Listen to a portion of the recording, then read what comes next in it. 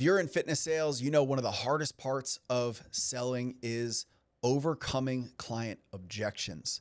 You've made your pitch, you've had a great conversation with somebody, and they hit you with one of the common objections, and you stumble over your words, you don't know what to do.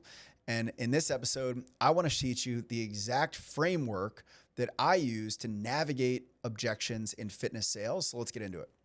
So first things first, you hear a lot of salespeople talk about objections and say, overcome objections. I don't like that. I'm big on language. I don't love the overcome objections because it almost has a domination aspect to it. And I think that's not the right way to go about sales, is to dominate the other person. I believe the best sales approach is to help facilitate and walk alongside the person. So, I use the word framework because it elicits the idea that you are helping navigate somebody around these objections. All right. So here's the way to think about objections and what most people get wrong in fitness sales. Objections are the biggest challenge that most salespeople face. But the crazy thing is, it's almost like when a client falls off track every summer because they go to the beach and they eat a bunch of crap, or every holiday they fall off track. And you're frustrated because you're like, motherfucker, summer comes every year. Like, it's coming. Like, Christmas comes every single year. There's going to be cookies. There's going to be this. Why can't you just make a plan and stick to it? It's coming. It's no different with sales objections, right? There's like 4 sales objections. They're coming. Why not train and plan for it in advance and get really good at doing it? But that's not what happens. What happens is the sales rep typically gets kind of like flustered and navigates through it and fucks it up. And then the person walks out and you don't close the sale. Why not plan for it? So the analogy I like to use is I grew up playing baseball, and, I know that a pitcher's got like 4 pitches, right? They got a fastball, curveball, slider, changeup, maybe a knuckleball in some cases, right? So I know as a batter, if every single time I get up to bat, I whiff on a curveball, but I can rock fastballs, but I whiff on every curveball, how good would I be at my job, or how good of a baseball player would I be if I just sat down and I'm like, damn, maybe I'll get him next time. I wonder what he'll throw. And then I just went back and practiced like general batting practice, right? No, I wouldn't be very good, right? Because I've identified I miss the curveball every time. Here's what I'm going to do. I'm going to go to one of those fancy pitching machines, or I'm going to get my buddy who can throw a really good curveball, and I'm going to go to the batting cages, and I'm going to drill just hitting curveballs. That's all I'm going to do. I'm going to practice picking up on the spin rate. I'm going to identify the hand position, the arm slot, and I'm going to practice hitting curveballs every single day until I fucking stop striking out on curveballs. It's the same thing with sales objections and what I'm going to teach you today. So go in with the understanding that objections can be hard because you're in the heat of a conversation, but it's all the same shit. It's just like 3 things that we're going to talk about today that are the most common. So there's 3 objections that we're going to talk about. It is the think it over objection.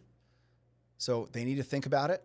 It is the I want to talk to a spouse objection, and the money objection. So I'm going to talk the exact framework that I follow, some of the psychology behind that, and how you can go and do this. But the first thing I want to do is, before I give you the exact scripts and scenarios, is give you a really, really important point. And that is, for every objection, you need to build in a reflex that I call a buffer statement. So this reflex is essentially when you're in a sales conversation, you're moving and grooving, you're in the moment, right? Your conscious brain needs a little bit of time to pull from a resource file. Okay. So what I mean is, like, if you're in a conversation and you're just flowing, you're just in your element, you're flowing with the conversation, somebody hits you with an objection, you need like a little bit of a buffer for that information. Go to the objection file in your brain and pull it out. And a buffer statement is something, it's like an innocuous, like very generic phrase that you can come up with that will buy you that half a second. So Jeb Blunt, who's like one of the greatest sales thought leaders in the world, he wrote 1 million books, talks at length about this in his book, Objections. But he calls it something else. I can't remember. I call it a buffer statement. But essentially, it is just a like half a second phrase that you can use to buy your brain a little bit of time. So it sounds like something that can fit in anywhere. Like, that makes sense, right? Or like, yeah, totally. Those are really good. You know, another one that my sales guy talked about a lot is, you know, that's the thing, right? We hear that a lot. These are all little buffer statements that you can build an instinctive response to, because the scripts for the objection handling are not going to be as instinctive. It's going to be harder to make them instinctive. You can use this buffer statement to buy your brain a little bit of time to remember the exact script to use. So again, identify what your buffer statement is going to be. Mine is going to be, yeah, that makes sense, or totally makes sense. Those are the two things that I always go with, right? Whenever I hear it's a little expensive, hey, that makes sense. It gives me enough time to pull that file out and be able to reference it and repeat it verbatim. All right. So that's the first thing, is you've got to train yourself. Anytime you hear one of these objections, rip that buffer statement out to give your brain a second to process. So that's the number one general thing. Number two is, let's talk about some objections. So let's talk about the think it over objection first. All right. So you're in a sales call or meeting, and you go through discovery, you do all this, and somebody says, yeah, this all sounds great. I just want to think about it. So you're going to say your buffer statement, like, yeah, it totally makes sense. And then what you're going to say is, so you want to isolate the objection first. You want to isolate that, like, this isn't a money thing. This isn't a, whatever thing. And you just want to say, like, yeah, it totally makes sense. You mind if I ask, is there something specific that you need to think about? Because I could give you any information that you're lost on, or where's your head at? So you're isolating, like, hey, is there something specific that you want to go and think about? So that's kind of the initial overcome. So that's, the initial response to handling that objection, is you're trying to draw out, you're doing what's called isolating, trying to draw out like a specific element of it. Because this is not an objection. This is what they call a stall. And you want to understand, like, what is stopping them from taking action today. And then they'll usually give you a spouse or money from there, right? But you want to isolate by asking that question. What exactly did you want to think about? And if they just say, like, well, I just want to think about it, I just got to think about it, I need more time to think about it, this is what I want you to do. So meaning they have not given you, well, it's actually a money thing, well, it's a schedule thing, well, I got to talk to my wife. They just say, I got to think about it. This is somebody that's giving you a soft no. And the best thing you can do is to just push back and go for a no, and just say, like, yeah, it totally makes sense. Do you mind if I just ask? A lot of times when people say they want to think about it, they really I missed the mark on something, and they really are thinking it's not the right fit, and they don't want to tell me. Is that what's happening here? Because you're not going to hurt my feelings. If that's what's happening, you could just tell me, and that's totally, totally fine. Like, you want to put them on the spot to be like, no, it's not that. It's not that. I do want to join. I just need to figure out some money stuff and figure that out. Because now you're dealing with a money objection. Or I got to go look at my schedule, and then you can ask about the schedule and just see what the schedule is. All right. So that's how you're going to navigate through that overcome about the think it over. Now, when you get to the end of that, if it is just, I need time to process this, what you have to do is get a scheduled follow-up on a calendar with a day and time. So this is the way you handle that. All right. So when somebody's like, no, it is just, I need time to think about it, you say, well, here's what I want to do. Because I want to make sure you don't slip through the cracks. How long do you think you need to think about it? They're going to give you whatever bullshit, the day or two. Like, all right, cool. I have an opening at 3 p.m. on Thursday. I'm going to give you a call then. And really the whole purpose is to get a yes or a no. If it's a no, totally makes sense. Totally fine. You can always text me that as well before. But if it's a yes, then we'll set you up with your whatever offer. Does that sound fair? All right, cool. So I'm going to put you on my calendar for 3 p.m. on Thursday. I'll give you a call. Are you sure that time works? All right, awesome. I don't want to chase you down. So, like, if there's something that's going to get in the way, could you just tell me now? All right, cool. And now you got a booked, I think Hermosi calls it book a meeting from a meeting. Bam, fam. All right. So that's how you navigate the think it over. The hope is that you don't have to end in a book a meeting from a meeting, but you've kind of smoked out like if it's a money or a spouse objection on that.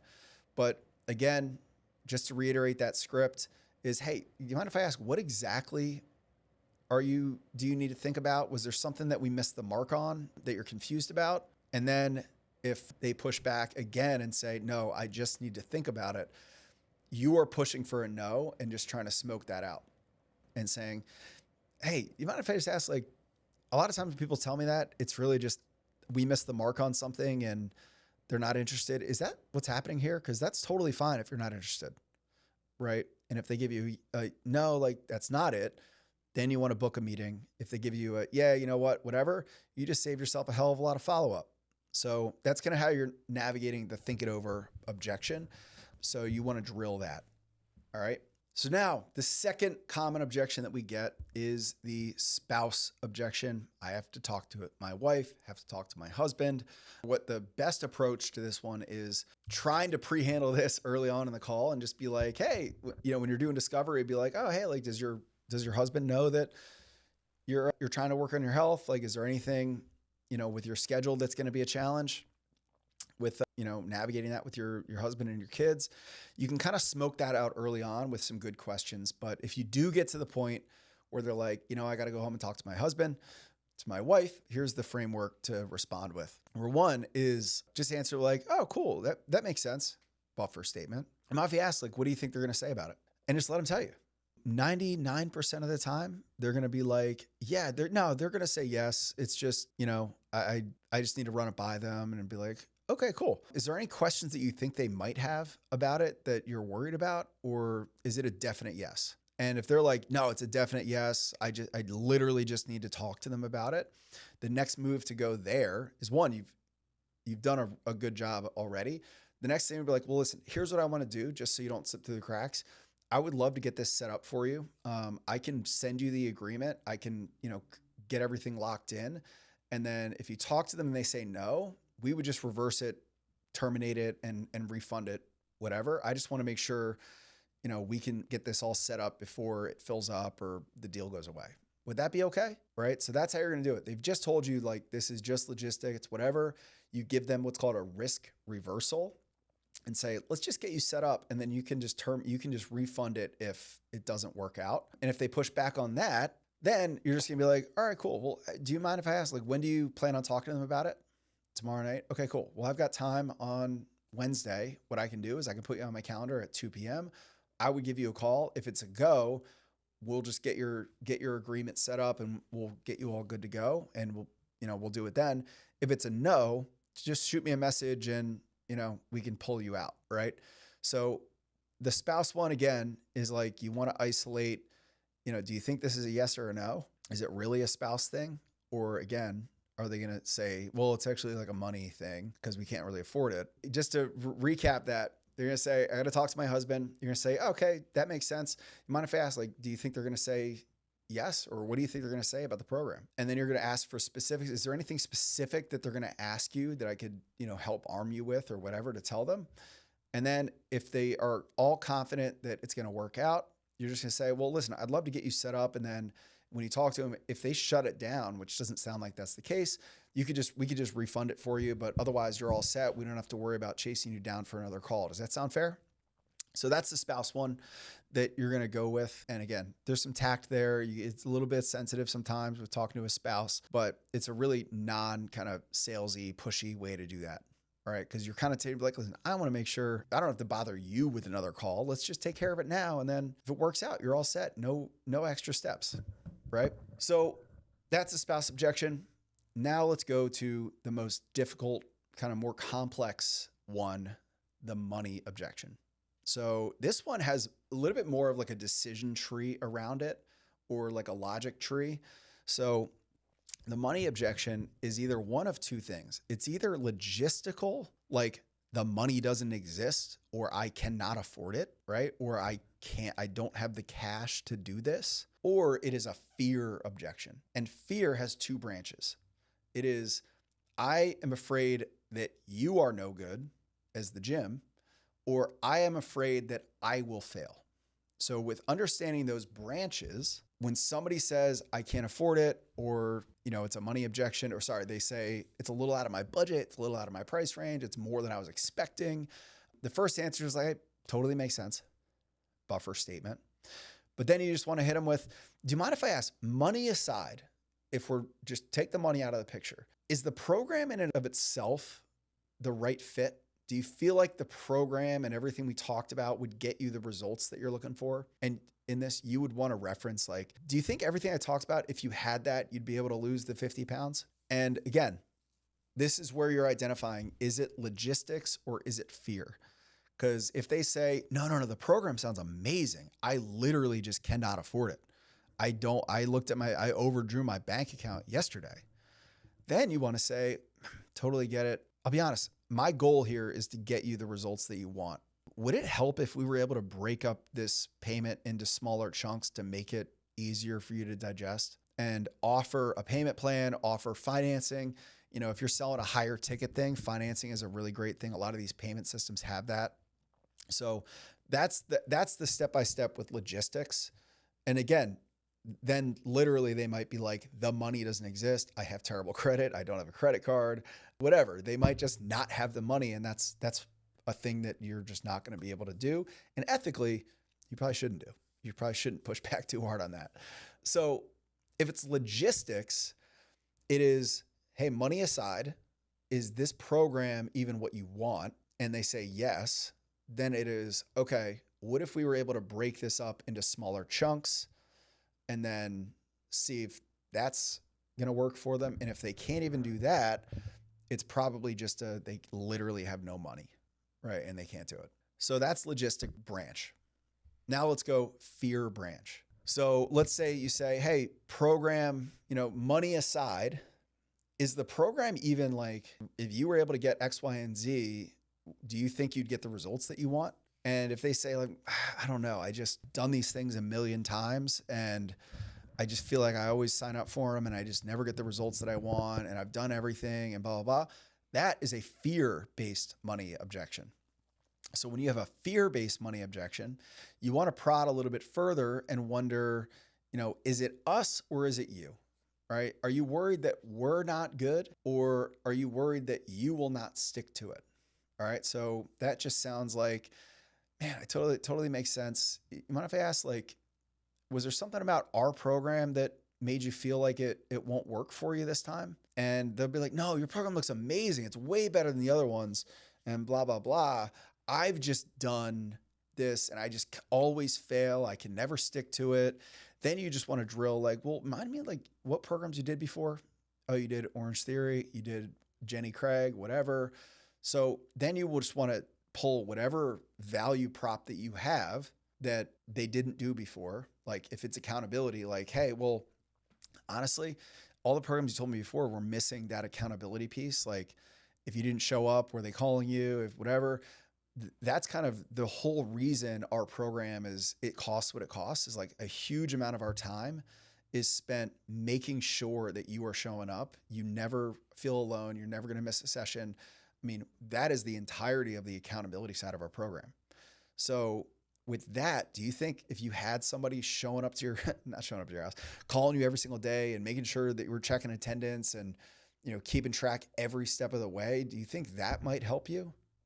And at this point, they're probably saying yes. If they still are struggling with, I am not going to do it because I am lazy or I have failed a million times, you want to go risk reversal. So the final step here is a risk reversal, which is simply, hey, well, here's what I want to do because I believe in our program and I believe that it's going to be different for you.